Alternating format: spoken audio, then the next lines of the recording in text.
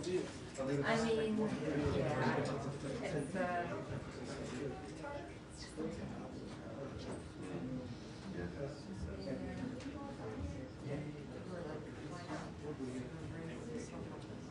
Yeah. Just got to hang out with Daddy on the trip. oh, yeah, Simon's on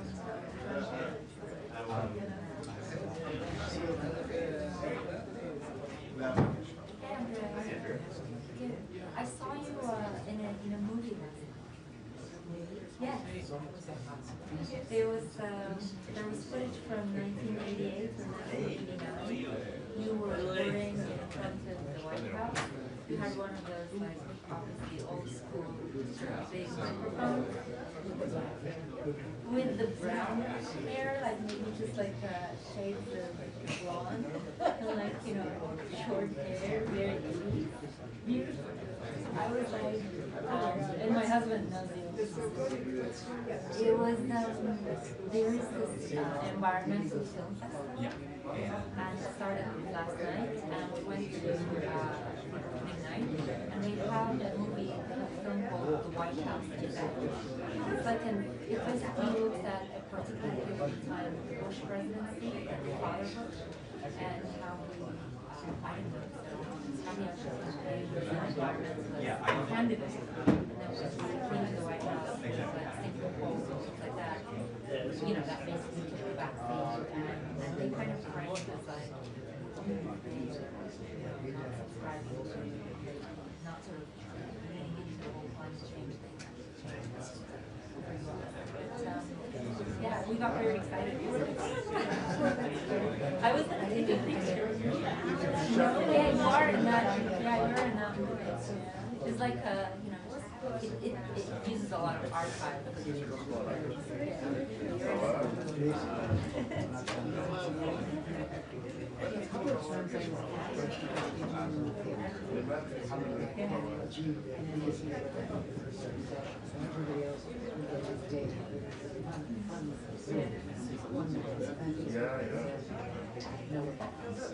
No, see, and I'm really good. I see them, but I mean, we were watching something like 90s. I saw Red Dead. NBC always said,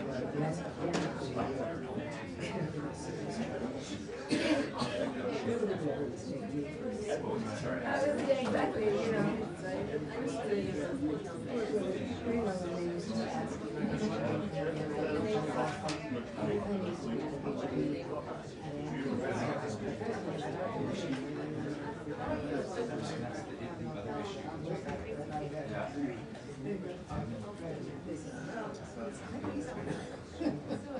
PR said no?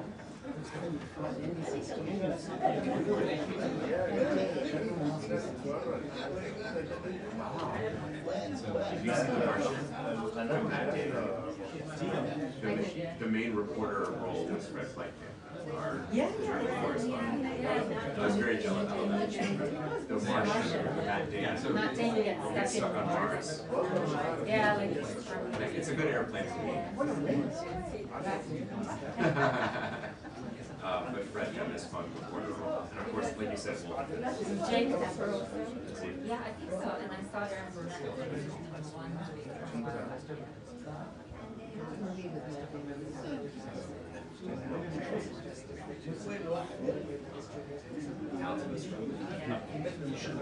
If you like that movie, Netflix show, it's fantastic. Yeah. It's 8 separate parts. It's all black and white. It's beautifully done, very different. It's much darker than earlier figure. It's very, very good. It's just called Ripley. I was at a friend chat with the casting person for the first Joker movie. And it didn't get any work because I didn't have a SAG card there. So it would have been too complicated. Screen acting. Well, can you just not sign up? That was the excuse. Like, you are.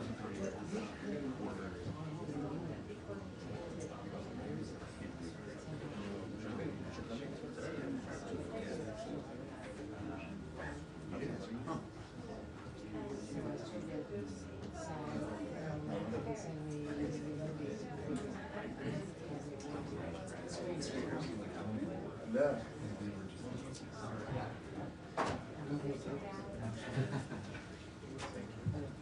Andrea, have you been coming?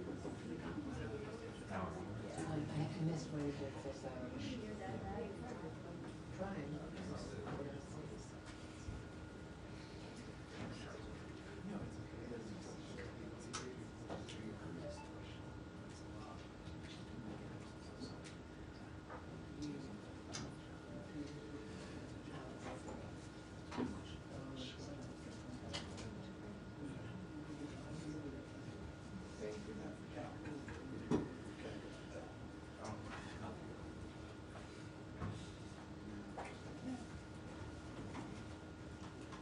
You got the best trip.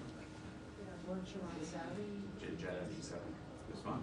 How was that the best trip? Everybody was Substitute. yes, it's true. I had flying out. I haven't had a chance. My name, We were struggling to find a balcony. And we came and went outside and saw that there were actually two series of balconies in a certain corner. We got the best improved. It was the most absurdly large room I've ever been in my entire life. It was only one bedroom, but it was a living room. Is this the hotel? The Ritz Jeddah. Oh. It was, Yes. and then she got up there and she sent the whole group a video. Like, these rooms are insane, but they're not meant for like full families.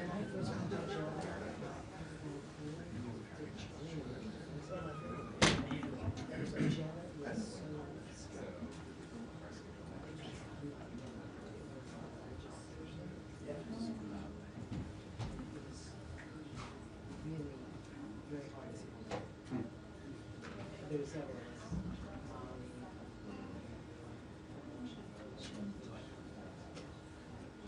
It's just not very good.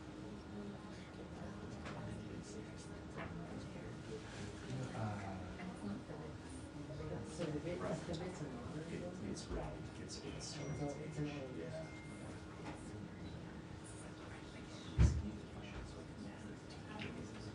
So I was having fun sleeping, so his shirts and his okay, I need to pull it down there to let me call it. So everything was closed, and so I sat in the back. It was so tight and sleepy. So I went to next to the Sephora, and it's one of these folks having women, command, he did makeup. I said, I want to, and they were very nice.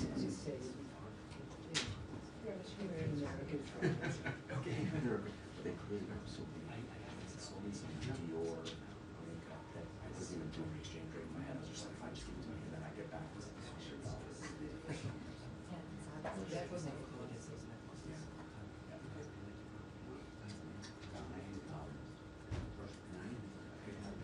And so I was like, I've never been on enough trips, and so I was excited for a show. So it would be nice to. So you could show. Sure, I bet you. Was there any accents? More than From him, where is Canada? Yes, he was very eager to do that. Back on this sort of she said it was interesting because it was very chill. Most of the profile people who were there, we never once got wanted or. So did you do two? They were back to back, they were together. Oh, you went to Canada? Yeah, it was just the one. That was the long part. Oh. I joined with you.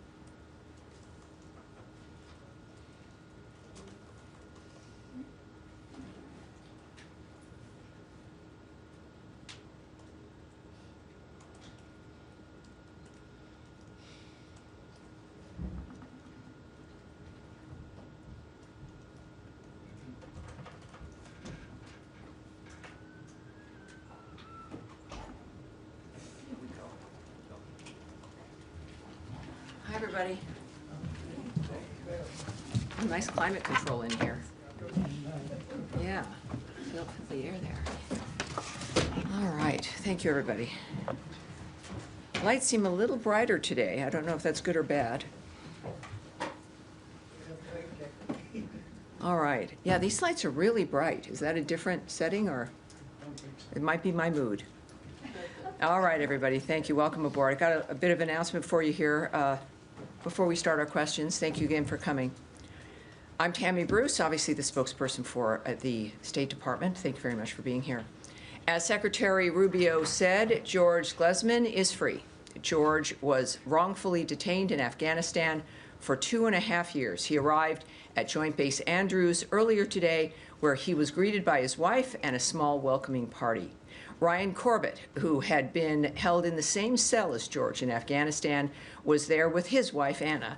After a brief ceremony, George and Alexandra flew to another location in the United States to rest and recover. We are grateful for the government of Qatar's support in bringing George home. The United Arab Emirates also played a role in facilitating the initial discussions. We remain deeply concerned about the well-being of Mahmoud Habibi and other Americans still detained in Afghanistan. The safety and security of Americans abroad remains a highest priority of this State Department, and we are working tirelessly to bring Americans home. In addition, for the first time, the United States is sanctioning a so-called teapot refinery in China for purchasing millions of barrels of oil worth approximately $500 million. We are also sanctioning several additional entities and vessels in Iran's shadow fleet for shipping millions of barrels of Iranian oil to China. Iran's behavior across the globe threatens U.S. national security interests. President Trump has reimposed a maximum pressure campaign designed to end Iran's nuclear threat, curtail its ballistic missile program, and stop it from supporting terrorist groups. The maximum pressure campaign is designed to drive Iran's oil exports, which it uses to fund its destabilizing activities, to zero. This includes oil exports to China. Now, also, we know that President Trump has never forgotten or stopped fighting for justice after Sarah Root was tragically murdered in 2018 by an illegal alien who was driving under the influence and became a fugitive from justice. Today, 9 years after Sarah's passing, the night of her college graduation, her parents will know that their tireless advocacy was not in vain. Justice and accountability under the Trump administration prevailed as the culprit of Sarah's death has been extradited from Honduras to the United States so he can face justice once and for all. I want to express, this is the Secretary's statement, he wants to express his gratitude to the Honduran government for their cooperation in this extradition. So that is a statement that's been on the record from the Secretary of State, Marco Rubio, about this excellent turn of events regarding Sarah and the justice now that her parents and her family will be able to enjoy. And I would like to open it up for questions, thinking you might have some. Yes, sir. Oh, Matt. I wanted to just make sure he was watching and listening, Matt Lee. I was actually going to say that I don't really have anything to big I psychically could tell because the page in front of you, sir, is blank. So let's do something different. We'll come back to Matt so he can recover. Yes, sir. Never think of usurping Matt. And let's also do, for people who are watching at home, obviously my fourth briefing. At some point, I won't keep numbering them, but a lot of new people keep watching every time, and it's the American people wanting to get a sense of what is on your minds, what we're doing, and I look forward to doing that. So let's go. 2 questions for you. First off, hope you're doing well. Thank you. Yesterday, the interesting combination of Elizabeth Warren and Joe Wilson sent a letter to Secretaries Rubio and Bessent inquiring about the possible unwinding of broad sanctions on Syria, including investment sanctions, which leads to the question, where does the State Department stand right now on Syria?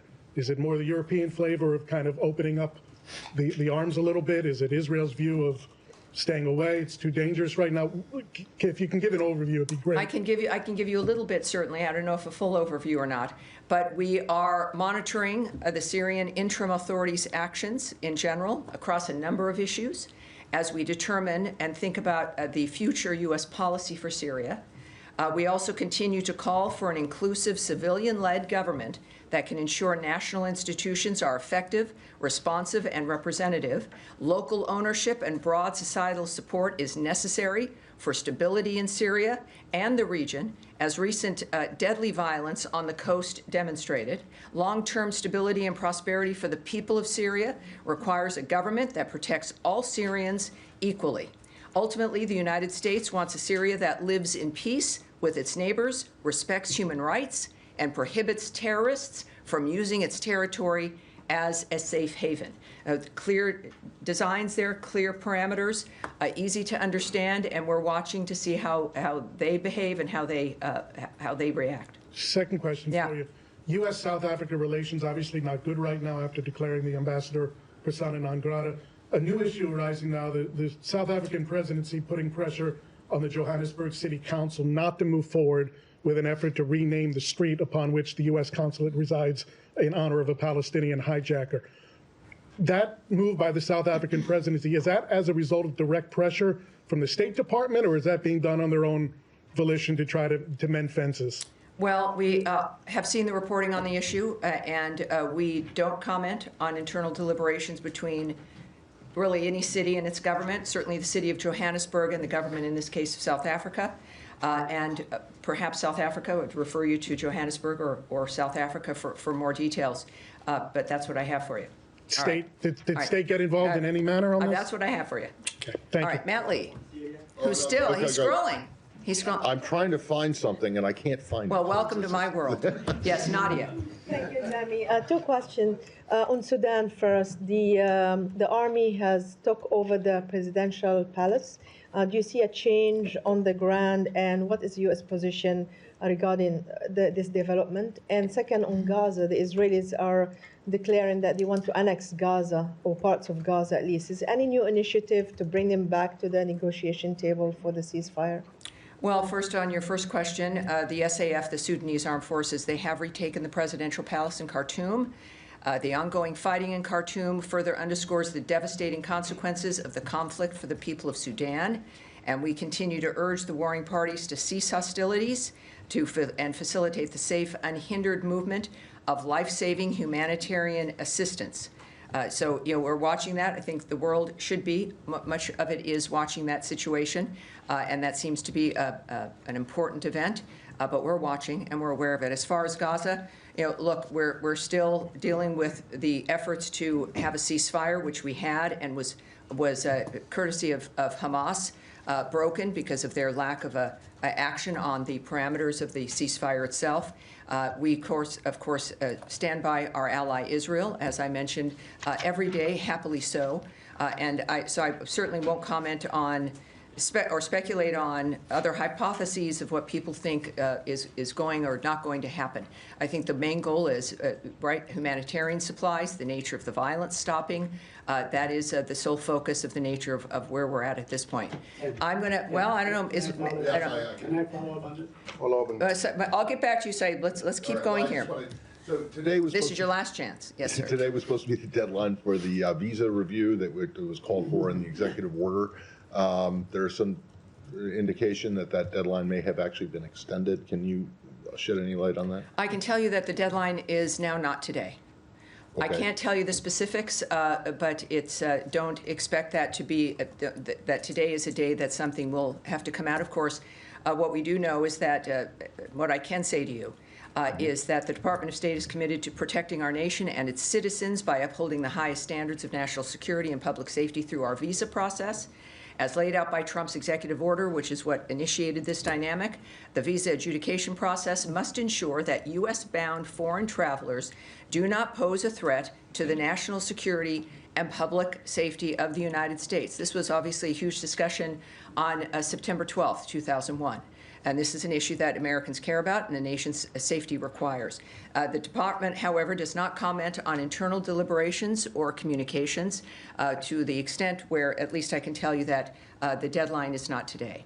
Okay, and then just All right. one other thing, which is also kind of it's a very brief thing, but this lawsuit that's going on that's been the topic of, much attention about on the AEA, to deport Venezuelans. Well, you obviously know I'm not going to speak to anything you're going to be asking me because it involves so there was a legal filing process. today Well, and by a the- filing even today. Well, I know, but it says that there's cabinet-level discussions about using a state secrets authority to... Matt, and that's Well, fine. I know, but I have to ask. And you do have to ask. And this is, I think, for everyone watching and everyone here, they're learning from you, unfortunately, that there's, yes, absolutely ask. That's part of it. Americans wondering, what is it you guys are looking at? what are you concentrating on, but also learning that when you've got a process within the legal system and also diplomatic conversations, et cetera, there are certain things that I can't speak about.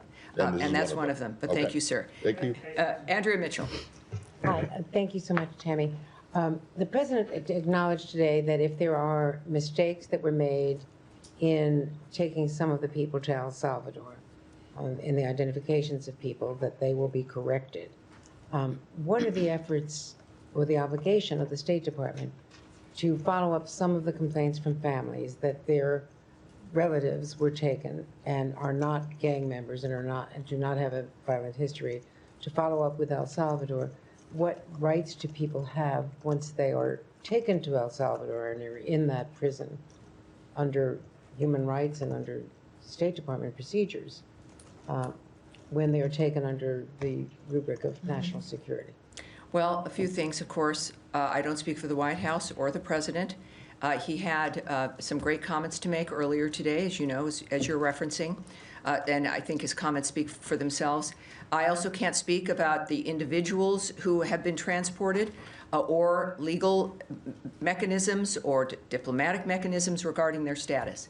But what I can say is that our relationship with President Bukele is excellent, that this isn't a situation where there's no communication or a relationship that doesn't continue on with El Salvador or the president. And of course, this is an issue that we also continue to focus on. So that I can tell you is if the president mentioned it, I think that sends a signal, if not more so, about his commitment and the nature of what he knows and what he says he's going to do about it. And that's where we're going to leave it. Let me just follow up, because the video certainly that was taken by El Salvador showed some harsh treatment. Does the U.S. feel any obligation in terms of human rights or legal authority when people are taken to another country, to a prison, to follow up on what the conditions are in which they're being held? Well, again, that is also DHS. It's not the State Department's purview in that kind of a framework. Even the removing of people from the country is not the State Department's purview. That's a question for the DHS, but it's certainly not something I can even speculate on, or I'm not going to speak on the nature of El Salvador's process and how it handles the nature of the people that they repatriated. They're taken under the authority of the Secretary of State. Well, that was implemented by the Department of Homeland Security. So, yes. All right, now, Jen, yes. Humera from Humera. No, that's okay. This is, in all honesty, and if I was on Broadway, it might be a different situation. It's kind of hard to see. So you'll have to forgive me in the sense of that. Humera, okay. Yes. Thanks, Tammy. Just a few follow-ups to colleagues' questions, and I need to take this out. Nadia asked about Defense Minister Katz's comments about annexation. I just want to make it clear, does the Trump administration support Israel annexing or permanently holding territory in Gaza? And is the administration doing anything specifically to reopen the border for the flow of humanitarian aid? Again, we're in a dynamic where there is diplomatic conversations happening. We're still working to implement ceasefires and dealing with issues and questions regarding what can happen on the ground when there's still hostilities and still conflict. I will not speak to or guess about what the president is going to do, what he's thinking. It's not my place. And the good news is we have a president and a secretary of state, as I've mentioned a few times, that are not shy men, that you will hear from them, and you do, courtesy of social media, courtesy of statements from this department or the White House. So it's certainly not my place. We want to have facts of the matter that I can state to you regarding our positions. And it is, I think, as I've mentioned to many of you, after 25 plus years of being on talk radio and television where there is guessing or opinion, we can't do that. And so I'm clearly very strict in that regard. One more. Yeah, yes, can I yes, have sir. one more on Syria? One more on Syria. Okay, thank you. And thanks for that serious statement. That might actually be the clearest and the first time that administration talked about Syria. So my follow-up is this. Can I mention, though, in the midst of that? Sure. It is because of your questions, the nature of what your interests are, and the importance of of what I think we encourage here when it comes to, there's all kinds of countries and cities that are in the news all the time, but things are happening all around the world that affect all of us. And it's that kind of modern age, and it's exciting to be able to look for those answers and at least provide some insight. So I'm sorry, go ahead. There is a big expectation for any sanctions relief that U.S. could give to Syria. Is this something the administration is thinking about, and what would it take to give sanctions relief to Syria? There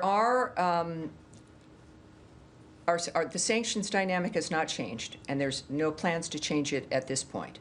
But there is, so the existing measures that have always existed remain, and I understand why that's a question. But we have authorized Syria General License 24, which allows for transactions meant to help stabilize Syria. So it is not a blanket block, but the previous measures remain, but there is General License 24, again, that allows for transactions to help facilitate the stabilizing of that nation. All right, yes, sir. This thing on Syria. You speak a little bit on Syria. I was wondering what's the State Department assessment on the new Syrian constitution that was drafted by the interim authority, which the draft was rejected by the minority groups, and they are saying that it has grants likely no rights of these minority groups, like Kurds and Druze. So one thing I can tell you, we are following developments that Ahmed al-Shara signed, signed a so-called constitutional declaration, and note concerns expressed around consolidation of power by al-Shara. We continue to call, as I've mentioned in my first part of my statement, for an inclusive, civilian-led government to ensure national institutions are effective, responsive, legitimate, and representative. And we are continuing to watch the interim authorities' actions to see if they guarantee equal rights and treatment for all Syrians and preserve individual freedoms as outlined in that constitutional declaration. So we continue to watch, and I think that will bear out the nature of what it is we're dealing with. Bottom line, we continue to stand with the people of Syria. And a question on Iran. You spoke about Iran too, and that the policy of this administration is very clear. I'm sorry, I'm not here. Can you start again, please? Yeah, sure. You spoke about Iran, and I think that the policy of this administration towards Iran is pretty much clear. But the Iranian has rejected direct talks with you. My question is that what other options are on the table when it comes to Iran and make Iran that not pursuing getting a nuclear weapons? Well, certainly sanctions, as we have applied, to say the least. Iran's behavior, as we know, across the globe threatens U.S. national interests, which is why President Trump has reimposed the maximum pressure campaign designated to end Iran's nuclear threat, curtail its ballistic missile program, and stop it from supporting terrorist groups.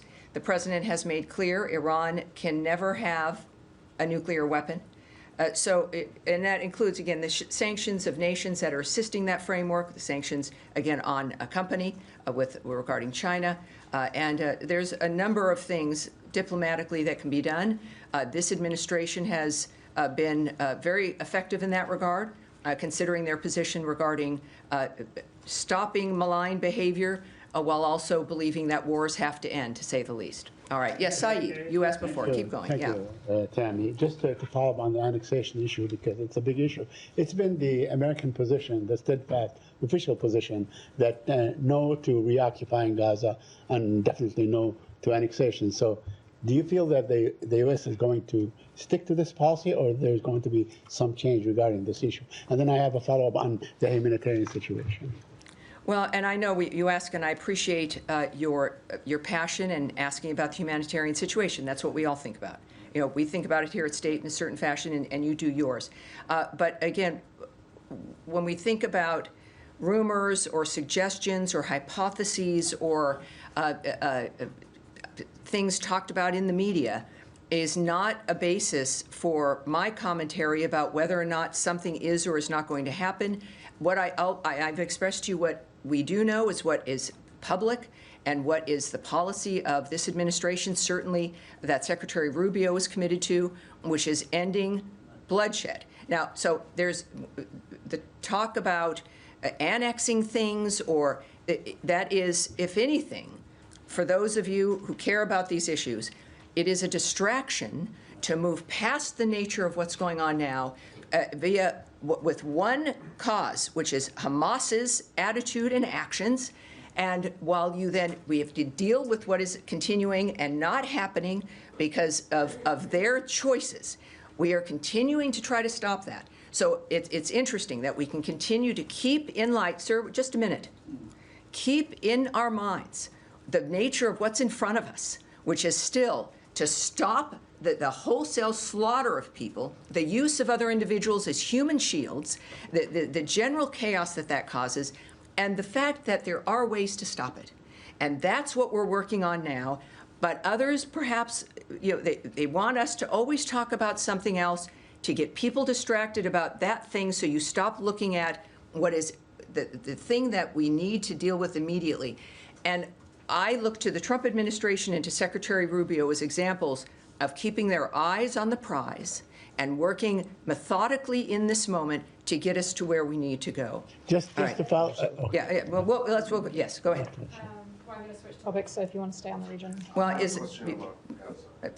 well, thank you. We'll stay on the region then. Yes, sir. Tammy just mentioned that your goal is to stop the war and to let the humanitarian aid get inside Gaza, and this is, I believe, the goal of everyone else. Mm-hmm. But according to the UN, Israel stopped aid from going through the crossing 20 days now, consecutively.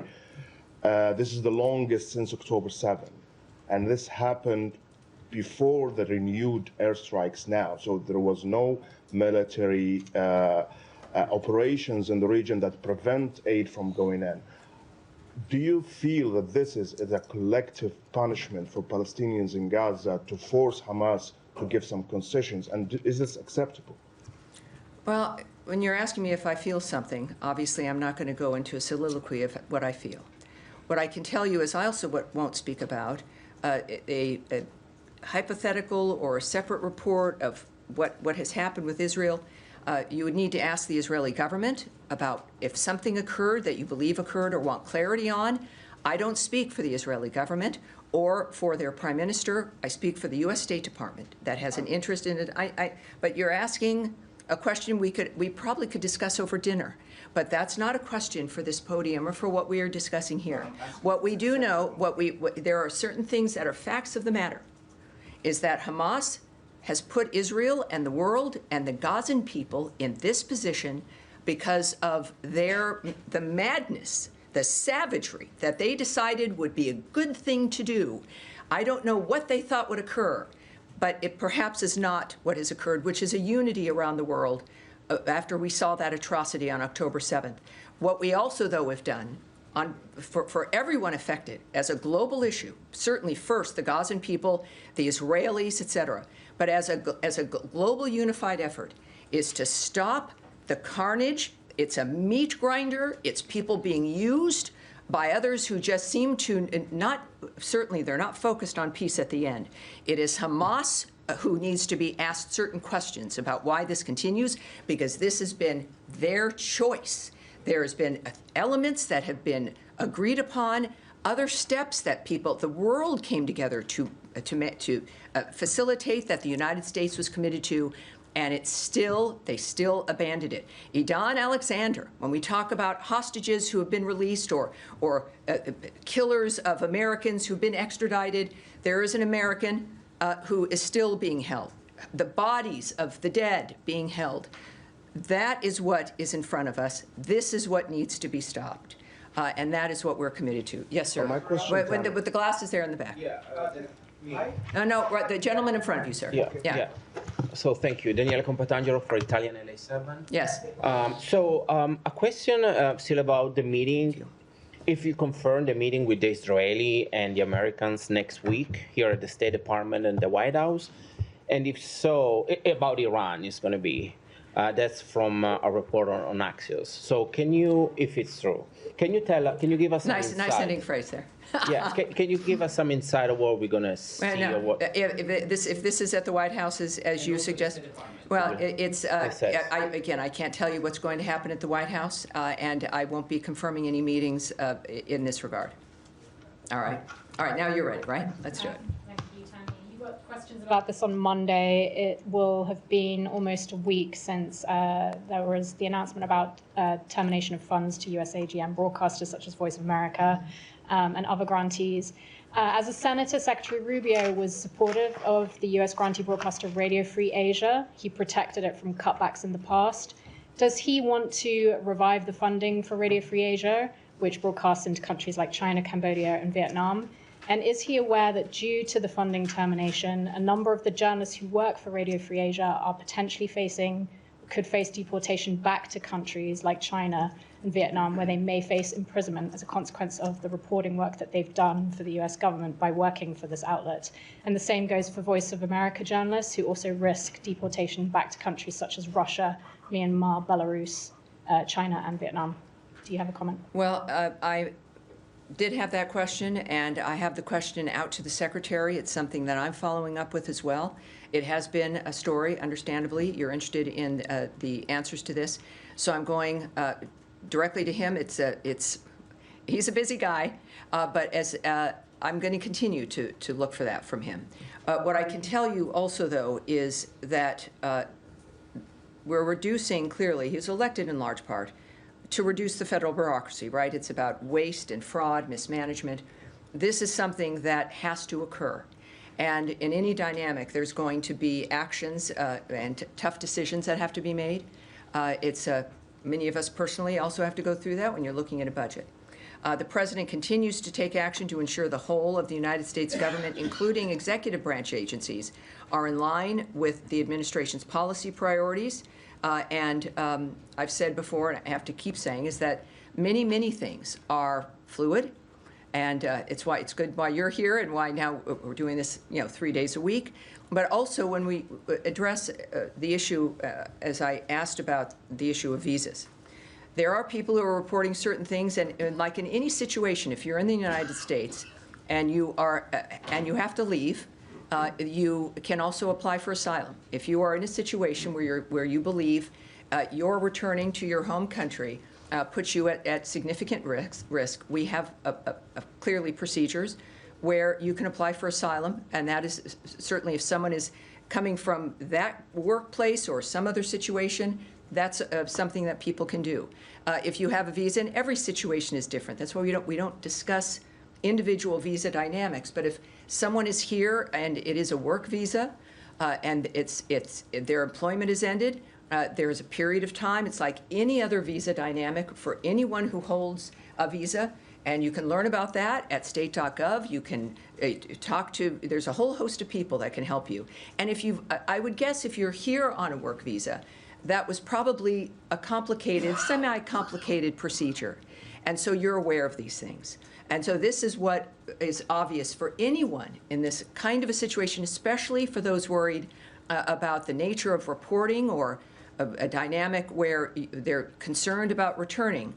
There are options like that, and that, again, is a very basic situation for everyone in that kind of a situation. Yes, sir. Thank you, Tammy. I will follow up on Iran very quickly, then I'll move to Ukraine, if you please indulge me. Sure. You started off highlighting some of the tools in your toolkit on Iran sanctions. I want to ask you about a particular sanction law. It's a law of the land, which is called the Mahsa Act, which requires the administration to target Iranian leadership for their gross human rights violations. Is this administration willing to implement the Mahsa Act? Is this administration what? Willing to implement the act. Well, I'm not, that would take me knowing what their thoughts are or discussing what diplomatic considerations are, issues that I'm certainly not going to speculate on. That's a hypothetical for the most part, and I can't do that. Thank you. Yes, I'm moving to Ukraine, if I may. Very quickly, Tammy, on Ukraine. I was hoping you could fill us in on the delegation is headed to Saudi Arabia. I know one of them is... Wait, you're going to have to, so maybe his mic can come up. start again. Yeah, sure. Maybe a little bit more slowly, too. Absolutely. I was Thank you. hoping you could fill us in on the delegation is headed to Saudi Arabia to discuss Ukraine. Michael Anton from this building is a part of the team. Anyone else you could mention, please? And also any reaction to overnight assault on Ukraine from Well, Russia? I'm not going to speak about the particular individuals on the teams. All right? It is senior officials. It's not principals. But that's what we have. I think it's inappropriate to discuss certainly personnel, let alone senior officials who might be on a negotiation team.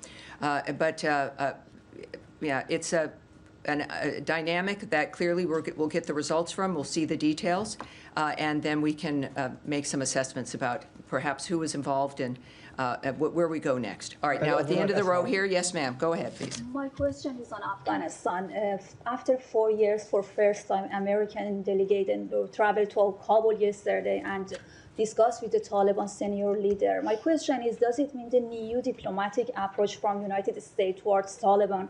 And can you clarify, aside that releasing American hostage, what other topics were discussed in this meeting with Taliban? Well, I wasn't at the meeting with the Taliban. Even if I was, I wouldn't give you any details. If there was, certainly these are diplomatic considerations, and we have what the main end result, which I think is the North Star of this framework, is that an American is home. So that's what we have to care about. In the meantime, I think that there's a general series of issues that we're dealing with, but keep encouraging you to think about the nature of the subjects that are in front of us, that we're working on, that are steps in longer processes to not just keep Americans safe and get Americans home, but to change the condition of the world that's in front of us. All right, all the way in the back, gentleman, the white shirt, yes, please. Thank you. Going back to the issue of Voice of America and global engagement media, the State Department was very active fighting disinformation, especially through the Global Engagement Center. They were very important in unveiling Russian state disinformation campaigns, Portal Combat and others in the previous administration. I wanted to ask you if the Global Engagement Center is still active. How concerned are you that RT, Sputnik News, all that Russian disinformation outlets are going to be countered now without American state media to counter their narratives and what they have been doing in the past years?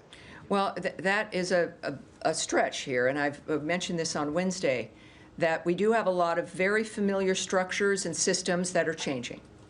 And that doesn't mean that the work stops.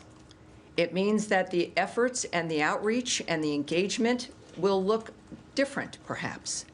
But our values and what has informed the United States of America from day one through all of this time hasn't changed, and it's why we remain the greatest and the strongest country in the world. And we can have these conversations, but while we're in the process of change in this fashion, it's the change of an administrative structure regarding taxpayer dollars as we assess, is the money we're spending, does it align with the values, with the agenda of the Trump administration that the American people overwhelmingly voted for to get things done? And it doesn't mean burning the house down. It means looking at how we can make it better, what needs to be changed, what needs to be reformed, so that we can spend money in a smarter, more efficient way. So yes, certain entities, certain buildings will be housed differently. Certain attitudes will perhaps change.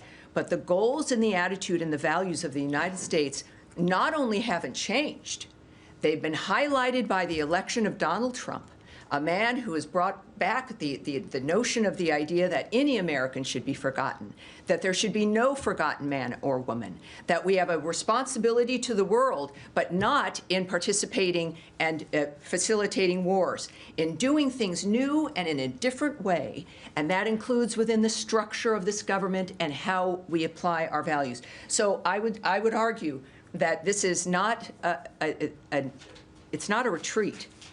Quite the opposite. This is a preparation to continue the work in a smarter, stronger way.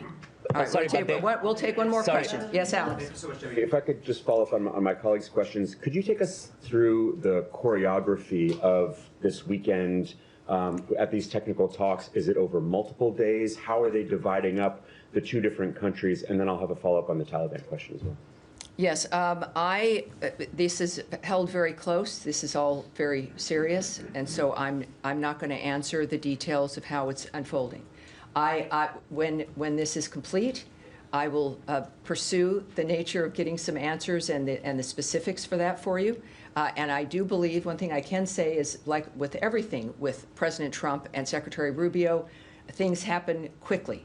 So I would suspect that we will have answers on this very soon.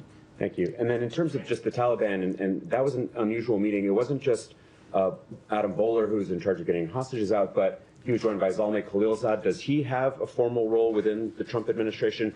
And Palestinian-American billionaire Bashar al-Masri was also there. Can you clarify both their roles? Yes. There is no one with an official government role, the gentleman you mentioned. This was certainly not a negotiation. There was no swap made. There was no thing given to accomplish this. As a matter of fact, other hostages from Afghanistan were released on the day of Trump's inauguration, so a little bit afternoon on the 20th. So I think this is, in addition to terrific envoys who know how to handle this situation, it is also the impact of a strong America led by a man who is known to do what he needs to do to accomplish his mission. And that is, I think, often an unusual situation. So I hope that answers your question. Why were they there if they don't have official roles? Well, I can't speculate on that. That's something, though, at some point. But I certainly am not in a position to speculate about why they were. Yes, ma'am, the white jacket, and then that's going to be it for today. Sure. After the Istanbul Mayor İmamoğlu's arrest this week, there are indications that Turkish government is now canceling the main opposition party's latest party convention and will appoint a trustee for the main opposition. What is the U.S. government's reaction to this? Because there are opinion reports mentioning that this operation came right after President Trump and Erdogan's phone call. Is this still internal legal process matter in your view? What's your outlet again, by the way? Oh, great, great. Welcome aboard. Well, I can tell you a few things. First, we're following the events in Turkey, as you might imagine, including the reported detention of the Istanbul mayor and a large number of municipal employees, journalists, and other individuals. We would refer you to the government of Turkey for comments on internal judicial matters. And of course, it is worth reiterating that it's important that Turkey protect the freedoms and human rights of all of its citizens, consistent with the country's constitution and in line with our shared values and democratic traditions. Corruption charges, mayor facing, of course, but how about appointing a trustee for the main opposition? Do you have anything on that? Well, if that is going to come up, it's not, again, my place to discuss it or to surmise or to hypothesize either. I think that's going to be it for today. All right, everybody, we will be back on Monday. We will have our briefing on Monday and Friday next week. All right. Thank you, everybody. Thanks for being here. It's a beautiful day out there. Enjoy it.